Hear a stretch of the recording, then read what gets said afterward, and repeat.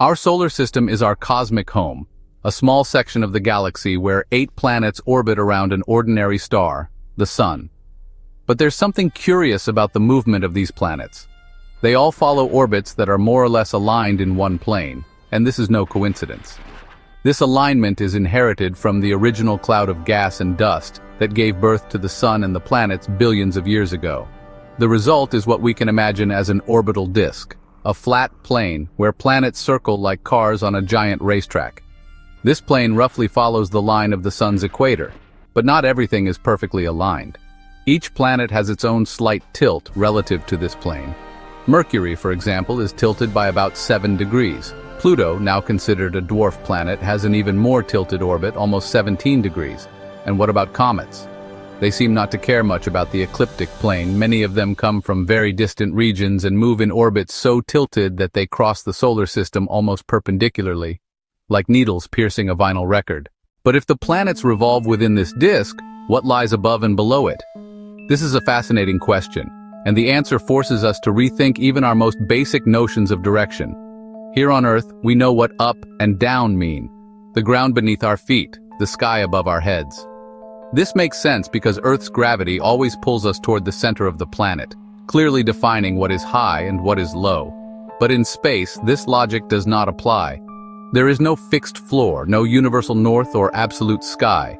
An astronaut floating in orbit may be upside down compared to another, but neither is wrong. It all depends on perspective.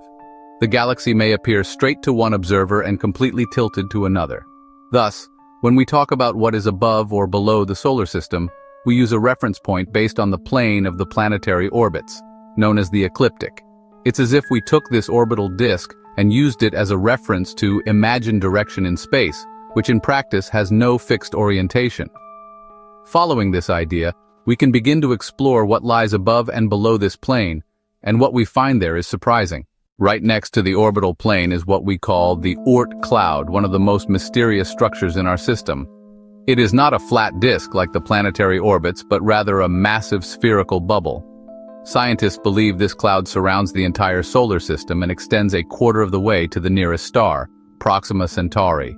That's about 50,000 to 100,000 astronomical units, tens of thousands of times the distance from Earth to the Sun.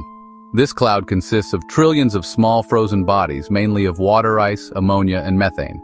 These are the leftover building blocks from the formation of the solar system.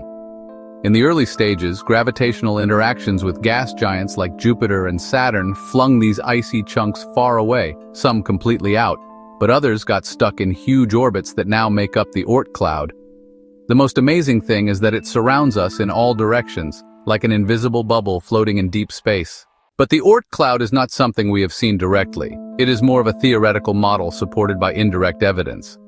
For example, many long-period comets, those that return after thousands or even millions of years, seem to come from beyond the known planets. Their orbits suggest they originate from a region that is not flat, like the Kuiper belt, but more spherical, indicating they come from all directions. This fits the Oort cloud model. Above and below the planetary plane, we also find another important structure: the heliosphere. This is a huge bubble created by the solar wind, a constant stream of charged particles emitted by the Sun. As these particles move outward, they push against the particles of interstellar space, creating a kind of protective shield around the entire solar system. The shape of the heliosphere is not perfectly round, it is more like a distorted droplet, compressed on one side and stretched on the other due to the movement of the solar system through the galaxy. Imagine it like a boat moving through water. A wave forms in front and a wake remains behind. In this case, the solar wind pushes outward in all directions, but the pressure of the interstellar medium, the gas and dust filling the galaxy, causes this bubble to change shape. The boundary where the solar wind slows down and begins to interact with the interstellar medium is called the heliopause. Beyond it lies interstellar space itself, a vast, cold, and mostly empty space between the stars. But even there, we are not entirely alone. The region surrounding the solar system is known as the local interstellar cloud. This is an area of slightly denser gas and dust through which the Sun is currently passing. In fact, we are not just moving, we are racing. The Sun moves at a speed of about 828,000 kilometers per h around the center of the Milky Way. As it does, we pass through various regions of the galaxy, some denser, some more sparse. The local cloud is just one of the stops on this journey. This means that even in deep space, far above or below the plane of the planets, the solar system is not drifting in complete emptiness. There is structure, there is movement, and there is interaction with the rest of the galaxy. And if we go even further, we reach one of the most mysterious features, the local bubble. This is a vast region of space about 300 light-years across that is unusually empty. It is like a cosmic void where the density of matter is much lower than average. Astronomers believe it was carved out by a series of supernova explosions that occurred millions of years ago. These explosions pushed away the gas and dust in this area, leaving a huge cavity through which the solar system is currently passing. The local bubble has walls, denser regions at the edges where gas and dust have accumulated. It's as if our solar system is inside a giant interstellar room, surrounded by cosmic walls. Beyond these walls are other clouds, other bubbles, and other mysteries.